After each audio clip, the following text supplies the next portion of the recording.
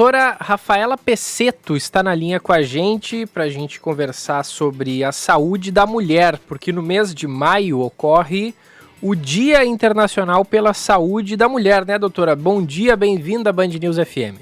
Bom dia a todos. Bem-vinda de volta. É um prazer estar aqui com vocês. Bem-vinda de volta, porque não é a primeira vez que a gente conversa com a senhora, né, doutora? Sobre esse Dia Internacional pela Saúde da Mulher, que é absolutamente importante, né, doutora? Afinal de contas, a gente vive numa sociedade que convoca, né, a nossa energia a todo momento em prol da produtividade, do desempenho, e aí muitas vezes os cuidados com a saúde ficam meio de lado, né, doutora? É verdade, especialmente no período da pandemia, muitos pacientes, né, ficaram com medo de ir para os consultórios, de fazerem seus exames de rotina, e a gente nessa semana, após o Dia das Mães, a gente está dando esse enfoque no cuidado que a mulher tem que ter com a sua saúde, no autocuidado, nas questões de prevenção. Uhum. E quais são os primeiros passos, assim, para as mulheres terem esse autocuidado? Bom, as coisas principais, elas não estão dentro de um consultório médico e nem dentro de um hospital. Elas estão no estilo de vida. Então, a mulher ter uma boa alimentação, praticar atividade física, cuidar do sono, aprender a lidar com o estresse, que o estresse hoje em dia é uma coisa inevitável, né? Atinge a todas as pessoas, as coisas acontecem muito rápido e as mulheres, muitas que são mães, elas acabam tendo também uma jornada dupla de trabalho. Em média, as mulheres acabam trabalhando 3 horas a mais do que os homens pelo trabalho que continua em casa com o cuidado dos filhos, da casa. Dos homens? Porque vocês cuidam da gente, se não é vocês chamarem a atenção da gente, vai no médico, tem ido ao médico, vocês têm essa tradição, doutora Rafaela, e o que é muito importante para que a família se mantenha saudável, o cuidado da mulher para com todos. E é importante que a gente tenha esse dia, né? Em primeiro lugar, muito obrigado aí às mulheres, porque afinal de contas eu vejo em vocês essa preocupação, né? Como as mulheres têm a tradição de cuidar da saúde delas, acabam nos alertando para cuidados com a nossa saúde. Quais são as preocupações maiores hoje quando se fala em saúde da mulher? Onde é que ainda a mulher não está se cuidando devidamente, doutora Rafaela? Quais são os pontos a serem levantados aí em um dia como esse? Bom, as mulheres, por muito tempo, elas ficaram com aquele cuidado muito voltado para as questões ginecológicas, que obviamente são fundamentais, são super importantes, né? O principal câncer nas mulheres é o de mama, depois é o de intestino e depois é o de colo uterino, né? E todos esses são exames que são doenças que podem ser rastreadas através de exames e que exigem que a paciente tenha um acompanhamento médico regular. Mas a gente também quer chamar atenção para outras questões de saúde. Por exemplo, as mulheres hoje em dia, elas fumam mais do que antigamente, né? Elas estão mais suscetíveis às doenças cardiovasculares, cerebrovasculares, AVC, infarto, e por muito tempo na medicina essas doenças eram consideradas mais doenças dos homens. Inclusive os estudos, os ensaios clínicos eram feitos preferencialmente com homens. E em alguns casos até as apresentações são um pouco diferentes.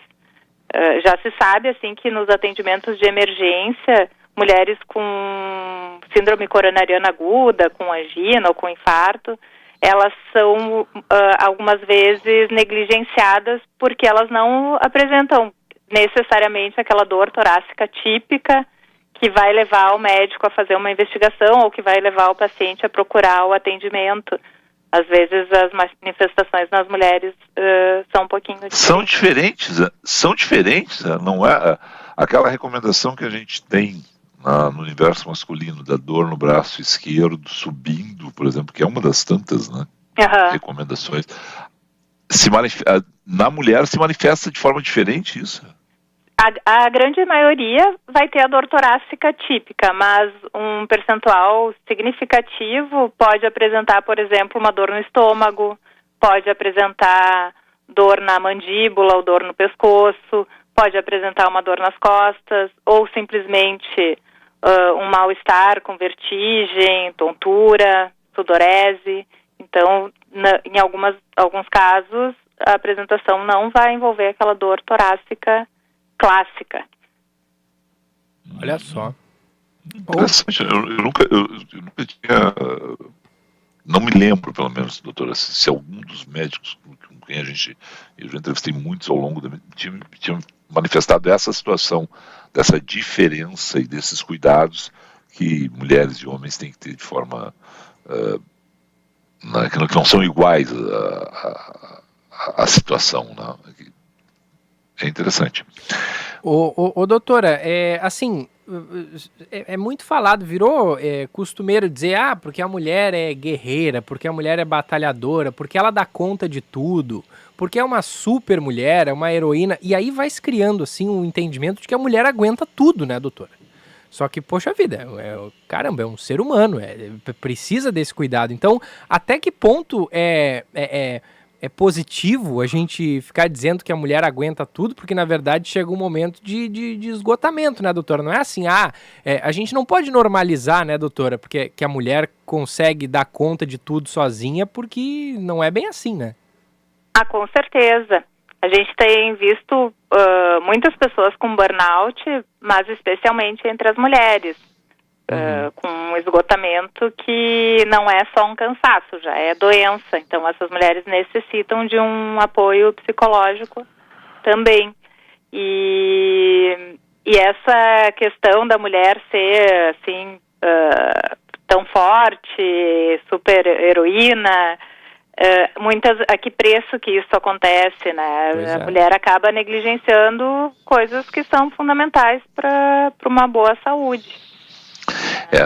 Como o termo ainda talvez não seja popular, né, doutora, só porque a gente tem uma colega nossa que inclusive tem livros, publicações a respeito disso, a Isabela Camargo, né, é aquela síndrome do esgotamento profissional, né, e aí vira um distúrbio emocional, o burnout, né, é exaustão mesmo, né, é extrema exaustão, é estresse, é um esgotamento físico que nem sempre as pessoas percebem que vai chegando, e quando chega causa malefícios horríveis para a saúde e principalmente para o emocional das pessoas, né? Exatamente, é isso mesmo. É excesso de trabalho, né? E no caso das mulheres, como a doutora disse aqui, na abertura tem essa tripla jornada aí, as mulheres, né, cuidando da casa, cuidando da família e ainda cuidando da vida profissional delas, Echauri. Doutora, assim, quais são os sinais que a mulher dá quando está necessitando assim, buscar ajuda com um profissional para orientá-la, seja no sentido psicológico ou seja no sentido de estar sentindo, né, alguma dor, alguma doença nesse sentido? Bom, nas questões assim mais relacionadas à parte desse burnout, esse esgotamento profissional, quando a pessoa está cansada, né, ela descansa no final de semana e ela percebe que não recarregou as baterias. Ela perde o prazer, a vontade de fazer as coisas que ela tinha prazer antes, que ela gostava. Ela se sente sem energia. Nem sempre vai se manifestar com sintomas de tristeza, de choro. Pode, sim, se manifestar como uma depressão, mas às vezes depressão não é só tristeza, é essa anedonia que a gente chama, é uma perda de prazer em fazer as coisas que normalmente seriam prazerosas para ela. Perda de energia. E tem a questão dos hormônios, né, que se fala assim que durante a menstruação, a gestação, a menopausa, há um turbilhão de hormônios acontecendo ali, né? Sim, essa é uma das grandes diferenças, né, entre os homens e as mulheres. E as mulheres e os homens nunca vão ser iguais. Eles podem conquistar coisas iguais em esferas diferentes, mas sempre vão ter características diferentes. E isso é muito bom, né, que seja assim. Doutora, previamente, como se faz para tratar essas questões? O que tem que se fazer para antecipar e não se chegar a essa situação? A gente tem um dia já exatamente para isso, para fazer esse alerta. Vamos lá, o que as mulheres devem fazer? Porque é além, e isso a senhora também deixou claro aqui, é além do ginecológico. Essa situação que vocês têm um acompanhamento ginecológico, né, ao longo da vida inteira, dá a vocês uma vantagem já de procurar os médicos, né, no sentido de ter mais cuidado com a saúde que nós homens. Mas nesses outros casos, além do ginecológico, o que a gente tem que prestar atenção? Bom, eu considero que todo o paciente tem que ter um médico clínico de referência, que conhece aquele paciente, que vai fazer as revisões pertinentes àquele paciente, naquela idade, naquele contexto e com a sua história familiar, suas comorbidades.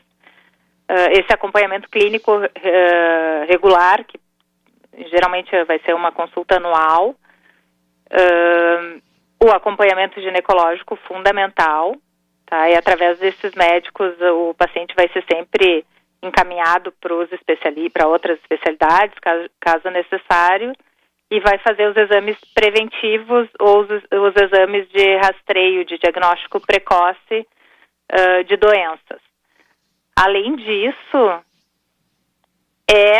o principal é o paciente que vai fazer, que não é dentro do consultório. Eu vou reforçar de novo que é a questão da atividade física, alimentação, dormir bem, ter bons hábitos. Isso é para tudo. Antigamente a gente achava que era só para proteger de infarto, de doença cardíaca, mas hoje em dia a gente sabe que a pessoa que tem bons hábitos, ela está protegida de câncer, de demência, de uma série de outras doenças.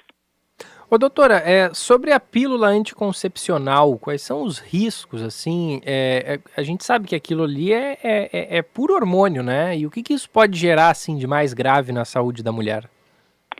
Bom, algumas pessoas têm contraindicação para usar a pílula, mas isso não é uma coisa para a maioria dos pacientes. Inclusive, para alguns tipos de neoplasia ginecológica, a pílula até é protetora. Então, o que é importante? Conversar com o ginecologista, nunca escolher um método anticoncepcional sem ter essa orientação profissional, para poder usar o método mais adequado naquele momento da vida. Todos os métodos vão ter seus prós e seus contras, né? Uma gestação indesejada por uma falta de cuidado, de contracepção, ela também não né, pode desestruturar uma família, pode gerar uma criança que não vai ter um cuidado adequado, num momento que não é o melhor momento para aquela mulher, vai gerar sofrimento para a mulher. Então, tudo isso tem que ser sempre dividido com o ginecologista. Os ginecologistas são super preparados para isso. Quem faz as consultas regulares vai ter esse tipo de orientação.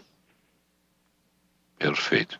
Doutora, é mais um dia, portanto, que a gente tem que ter aí essa situação de você ter bem presente, que é para parar, pensar tudo que você está fazendo, reorganizar a sua vida e principalmente cuidar de você, que é o mais importante, porque você tem que estar bem para que consiga transmitir coisa boa para quem está no seu entorno, né? Então tem que parar realmente. É importante que a gente tenha um dia como esse exatamente para que todo mundo se reorganize e não despreze nenhum sintoma.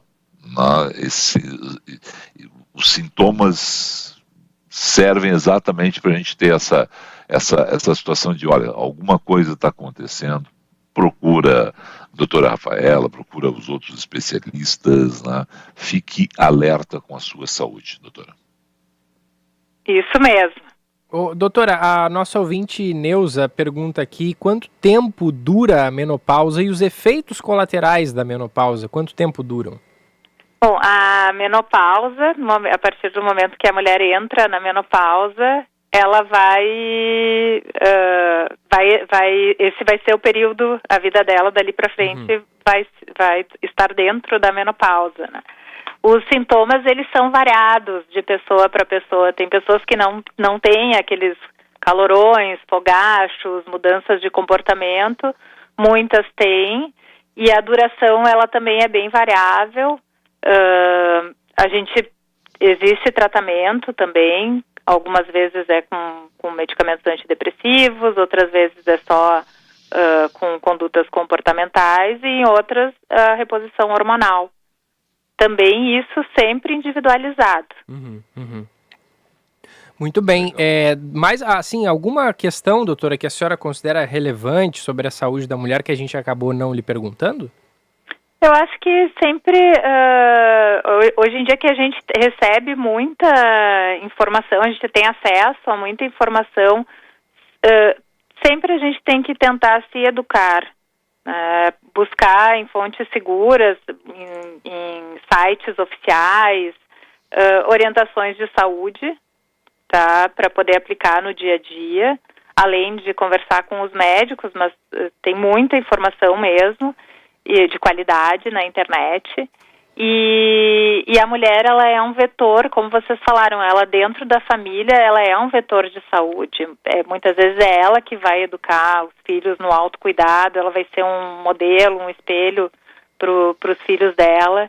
A pessoa que está feliz, que está bem cuidada, que está saudável, ela vira um modelo para as pessoas que estão ao seu lado, para os colegas de trabalho, para os amigos. Então, eu acho que esse que é o papel, a gente sempre tentar na vida ser protagonista, e na saúde principalmente. Aí a gente vai transmitir coisas boas também para os outros. Sem dúvida. Perfeito. Queremos agradecer, então, a doutora Rafaela Pecetto, Clínica Geral, Medicina Interna, Medicina da Dor, e reforçar aí, né, os cuidados, porque daqui a alguns dias, né, dia 28 de maio, é o Dia Internacional pela Saúde da Mulher, então, que todas e todos, né, porque faz parte do homem também, é papel do homem zelar pela saúde da mulher, assim como a mulher zela pela saúde do homem, né, Filipão, como você estava dizendo anteriormente. Exatamente. É bem isso. Doutora, obrigado. Cuidar da saúde, né? É a nossa primeira obrigação. A gente tem que estar bem para todo mundo no nosso entorno também poder estar bem, né? Não deixar preocupação para os outros. Obrigado, doutora. Bom trabalho. Eu que agradeço. Foi um prazer. Um abraço. Tchau, tchau. Tchau, tchau.